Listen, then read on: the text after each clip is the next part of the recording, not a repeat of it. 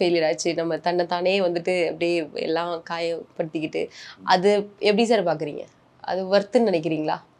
இல்லைங்க. அந்த டைம்ல நம்மளுக்கு தோணாது. It's not about proving my love. என்னோட லவ்வ நான் ப்ரூவ் பண்ணி காட்டுறேன். நான் எவ்வளோ தூரம் உன்ன நேசிக்கிறேன் பார்த்தியா? அப்படின்னு காட்டுறதுக்கான ஒரு ஜிமிக்ஸா இருக்கலாம். ஆனா, உண்மையிலேயே அந்த சமயத்தில நம்மளுக்கு தோணாது. It's a kind of dopamine. அது நம்மளுக்கு மண்டையில ஏறி இருக்கும். அவ்வளோ தூரம் பிடிக்கும்.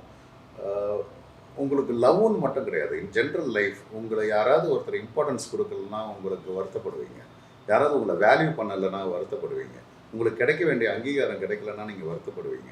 ஓகே. சம்டைம்ஸ் அந்த வருத்தம் அதிகப்படியா போகும்போது அது கோவமா பிரதிபலிக்கும். இல்லையா? சரி எவ்வளோ நாள் தான் நீ வருத்தப்பட்டுக்கிட்டே இருப்பேன். ஒரு நாள் அரகன்ட்டா மாறியிருப்போம். ஒரு நாள் ஆக்ரோஷமா அதுக்கான பதில தெரிஞ்சிருக்கும். இந்த ஈவன் கருப்பு படத்துல அழகா காமிச்சிருப்பாங்க. அந்த பொண்ணு எல்லாத்துக்கும் வழி விடுவா. உட்கார்றதுக்கு சீட்டு குடுப்பா. ஒரு கட்டத்துக்கு மேல போடியா அப்படின்ற லெவலுக்கு ஒரு பார்வை பதில் உனக்கு உட்கார வைக்கிறதுக்கு இடம் கொடுக்க மாட்டேன்னு காட்டுவா.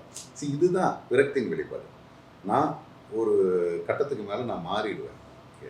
எனக்கு இவ்வளோ பிடிக்கும், இவ்வளோ செஞ்சிருக்கேன், இவ்வளோ தூரம் உன்னை தேடினேன், உனக்காகவே நான் இருந்தேன். ஆனா நீ என்னை மதிக்கல. அப்படின்னும்போது நம்ம என்ன பண்றோம், என்ன செயல்கள் செய்யறோன்றதே நம்மளுக்கு தெரியாம போயிடும். ஆச்சி மசாலா. எந்த சமையலும் ருசி தேடும் ரகசியம். 20 ரூபாய்.